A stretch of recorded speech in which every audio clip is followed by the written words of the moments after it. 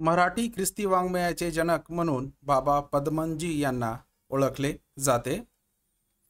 बाबा पदमनजी यांच्या नव्या करारावर टीका या कादंबरीत दादोबा तरखडकर यांनी विधवांच्या स्थितीवर प्रकाश टाकण्यासाठी संस्कृतमध्ये विधवाविषयक लेख लिहिला होता।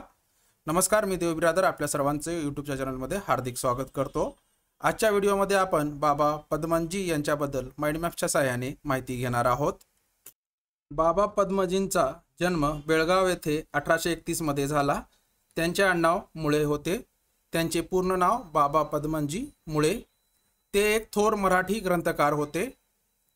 त्यांना मराठी ख्रिस्ती वाङ्मयाचे जनक म्हणून देखील संबोधले जाते। त्यांचे घराणे व्यापारासाठी सुरतेत स्थिरावले। त्यांचा ज्वारीचा व्यापार होता। घरचे वातावरण धार्मिक असल्यामुळे त्यांच्यावर धार्मिक संस्कार चांगले झाले होते। त्यांचा ओढा धर्माचरण व धर्म अभ्यासाकडे होता। वडील बेळगावात सरकारी नोकरीत असल्यामुळे त्यांचे शिक्षण तेथील मिशनरी स्कूलमध्ये झाले। पुढे त्यांच्या वडिलांची बदली मुंबईत झाली।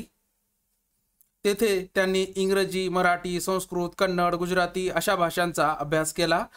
मुंबईत त्यांनी विल्सन फ्री चर्च स्कूलमध्ये शिक्षण घेतले। याचबरोबर त्यांना ख्रिस्ती धर्माचे शिक्षणही मिळाले। काही काळ ते परमहंस मंडळी या प्रागतिक विचाराच्या संघटनेतही होते, परंतु तेथे व्यक्त होणारे विचार तसेच मंडळाच्या पुस्तिकेतील कोणताही धर्म ईश्वरदत्त नाही व कोणतेही शास्त्र ईश्वर प्रणीत नाही अशा आशयाचे विचार त्यांना पसंत न पडल्यामुळे त्यांनी ह्या संघटनेशी संबंध तोडला। ख्रिस्ती धर्म स्वीकारण्याची त्यांची इच्छा त्यानंतर अधिकाधिक तीव्र होत गेली। अखेरीस 3 सप्टेंबर 1854 रोजी त्यांनी ख्रिस्ती धर्म स्वीकारला। त्यानंतर बाबा पदमजी पुणे येथे आले। पुणे येथे जवळपास त्यांनी 16 वर्षे वास्तव्य केले। त्यांनी फ्री चर्चच्या शाळेत शिक्षकाची नोकरी केली। पुढे त्यांच्यावर बायबल ट्रस्ट सोसायटीच्या संपादकाचे काम सोपवण्यात आले आणि त्यांनी जवळपास 1877 पासून पुढील 25 वर्ष संपादक म्हणून कामकाज पाहिले। ट्रॅक सोसायटी संस्थानात देखील त्यांनी संपादक म्हणून कामकाज पाहिले। उदयप्रभा, कुटुंबमित्र, सत्यदीपिका नियतकालिकांचे त्यांनी संपादन केले।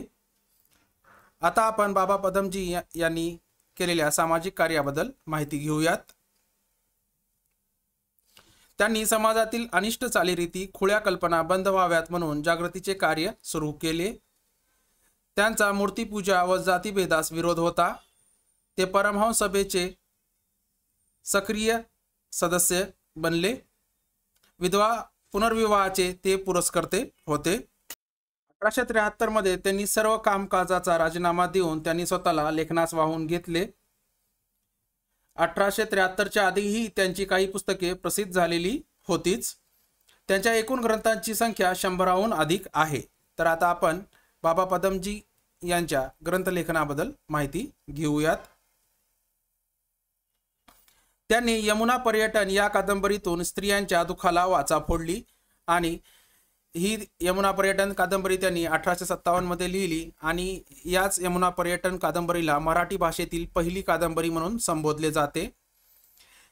ही कादंबरी जी आहे ते लालिल्यपूर्ण व कलात्मक आहे